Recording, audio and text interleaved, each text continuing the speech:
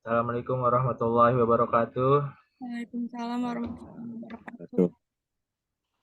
Di sini kita sebagai kelompok dari mata kuliah etika profesi akan menjelaskan tentang illegal content.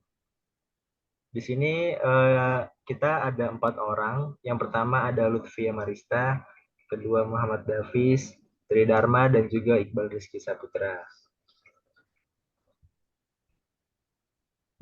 Latar belakang. Penggunaan sistem dan perangkat elektronik menciptakan cara pandang baru untuk menyikapi perkembangan teknologi yang efisien. Namun, terdapat permasalahan yang muncul dalam informasi dan transaksi elektronik seperti maraknya pembajakan hak cipta, pencemaran nama baik, transaksi penipuan, pengawasan cyber, hingga kejahatan dunia maya. Keberadaan Undang-Undang Transaksi dan Informasi Elektronik Nomor 11 Tahun 2008 bertujuan untuk meminimalisir permasalahan yang muncul, namun tidak untuk membatasi kebebasan berekspresi. Dan ada konten ilegal adalah bentuk kejahatan terorganisir terkait dengan teknologi informasi. Dalam maknanya sederhana, fungsi menyebarkan seperti mengunggah dan menulis hal-hal yang tidak benar atau terlarang yang dapat merugikan orang lain. Maksud dan tujuan penulisan. Pertama, sebagai metode pembelajaran mengenai cybercrime khususnya illegal content.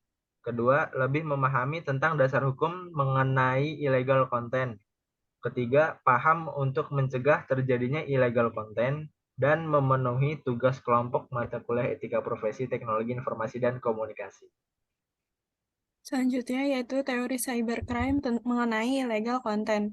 Menurut Gregory 2005, cybercrime adalah suatu bentuk kejahatan virtual dengan memanfaatkan media komputer yang terhubung ke internet dan mengeksploitasi komputer lain yang terhubung dengan internet.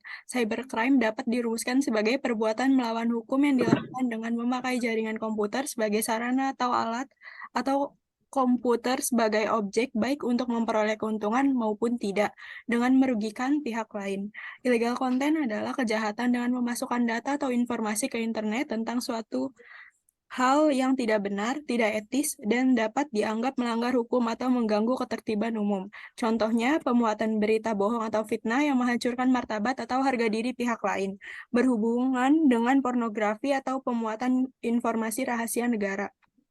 Cyber law mengenai illegal content, yaitu dalam menanggulangi cybercrime diperlukan adanya cyber law, yaitu aspek hukum yang istilahnya berasal dari cyberspace law, yang ruang lingkupnya meliputi aspek yang berhubungan dengan perorangan atau subjek hukum yang menggunakan dan memanfaatkan teknologi internet, elektronik saat online, dan memasuki dunia cyber. Untuk penegakan hukum tentang cybercrime terkhusus di Indonesia dapat dipengaruhi oleh 5 faktor, yaitu undang-undang, mentalitas aparat penegak hukum, perilaku masyarakat, sarana, dan kultur. Illegal content menurut undang-undang adalah informasi atau dokumen elektronik yang memiliki muatan melanggar keasusilaan, perjudian, penghinaan, atau pencemaran nama baik, dan pemerasan atau pengancaman yang termuat dalam pasal 27 Undang-Undang ITE.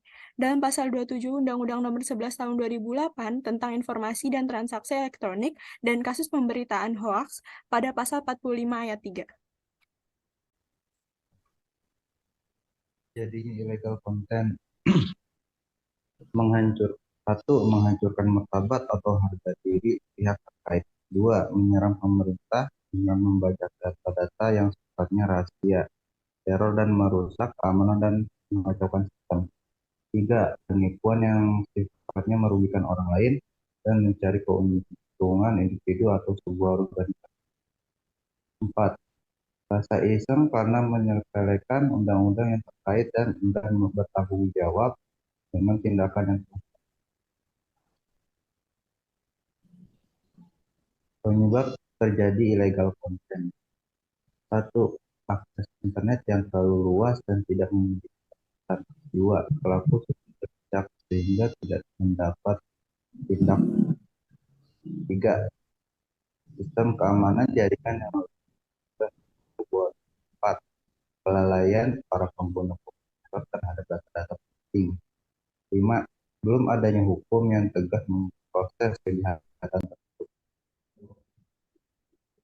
Untuk selanjutnya, penanggulangan illegal content. Yang pertama, lebih tegas mengenai perundang-undangan yang berlaku. Yang kedua, meningkatkan personil tenaga ahli ke cyberpolis. Yang ketiga, tidak menyebar gambar yang memancing tindakan negatif. Yang keempat, meningkatkan sistem keamanan sesuai standar internasional. Dan yang kelima, meningkatkan pemahaman masyarakat mengenai pentingnya internet. Kesimpulannya, penggunaan sistem dan perangkat elektronik telah menciptakan cara pandang baru untuk menyikapi perkembangan teknologi. Namun, terdapat permasalahan dalam informasi dan transaksi elektronik, seperti maraknya pembajakan, hak cipta, pencemaran nama baik, transaksi penipuan, pengawasan cyber, hingga kejahatan dunia maya. Illegal content termasuk dalam bagian cybercrime. Dasar hukum illegal content terdapat pada pasal 27 Undang-Undang Nomor 11 Tahun 2008.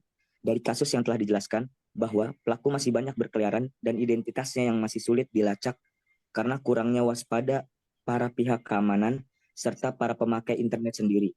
Maka, sebagai pengguna internet diharuskan lebih waspada dan meningkatkan keamanan agar tidak terjadinya penyalahgunaan internet. Untuk penjelasan tentang illegal content, sekian dari saya, dari perwakilan kelompok etika profesional. Untuk selebihnya kami mohon maaf. Terima kasih.